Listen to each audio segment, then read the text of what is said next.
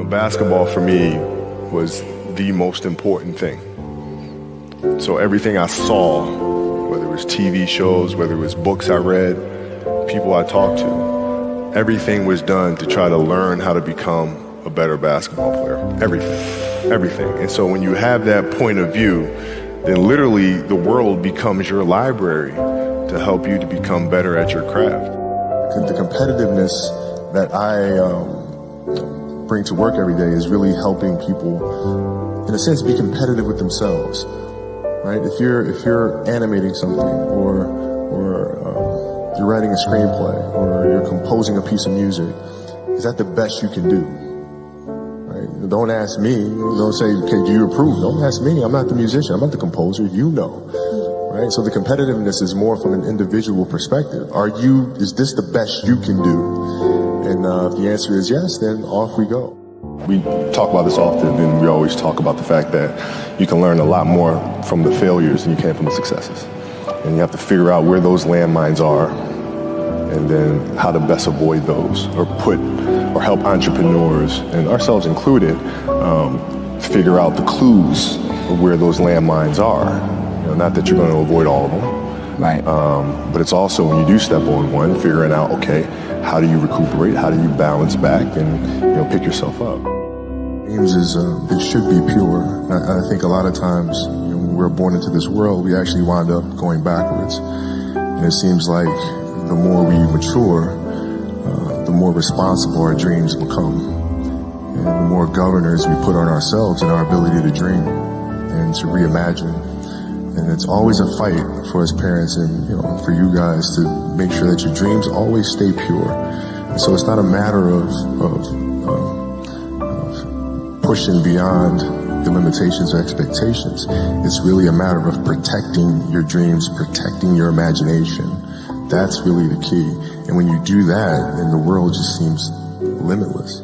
Passion came from the love for the game. I loved everything about it, like the smell of the ball. You love the smell of the ball? Yes, the ball. The smell of like brand new sneakers, like the sound the ball makes when it hits the ground. Yeah, the ball going through the net, like all those things I love. And so the passion comes from that, because once you have that love, you just want to be a part of this thing all the time. I think the best way to prove your value is to work, is to learn, is to absorb, to be a sponge. You always want to outwork your potential. As hard as you believe you can work harder than that. If your practices aren't more competitive than the games themselves, you're doing the wrong thing. Mm-hmm. And most of these teams and coaches have gotten into a mindset of resting players. Mm-hmm. Oh, it's too much. We're not going to practice light day.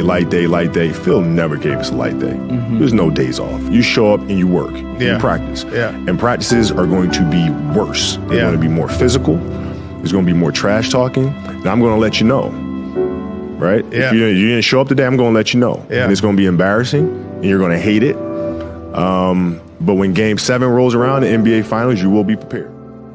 Rolled my ankle really, really bad. I came back, finished the series, but I couldn't touch a basketball until mid-September, which was driving me crazy because I couldn't train. But I looked at, this was like the 10th time I rolled my ankle in one season. So I'm looking at that and I'm saying, okay, I got to address that. And so being that I couldn't get on the basketball court, what I did was I took tap dancing lessons. Okay. No kidding. I took tap, and tap was like the best training for me in the world because it strengthened my feet. It changed my rhythm and my approach to the game. I was able to change speeds when I came back the following season. I think dancers put way more strain on their body than athletes do. And I think there's a lot that can be learned from that. My daughter took ballet for several years, and I would sit there in the class, right? And I didn't know what I was getting into because I don't know anything about ballet, right? But I'm sitting there in the class, and I'm watching her get the first position, the second position. I'm learning the structure and the rules that go along with that. And as athletes, there's a lot to be learned from that. Because if you simply go out there and perform and play, yeah, you'll be great every now and then. But if you play with structure, if you understand the rules that come along with that, the discipline that comes along with that, then you reach another level. But you guys have my respect. If other people that don't see that, they're idiots. At 13 years old, I had a kill list.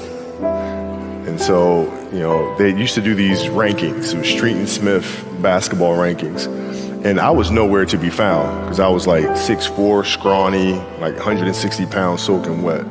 So I was like 57 on the list. And so I will look at 56, 55, all the way up to number 1, who these players are, what club teams they played for. So when we go on an AAU travel circuit, I got to hunt them down, right? And so that became my mission in high school, is to check off every other person, all those 56 other names, hunt them down and knock them down.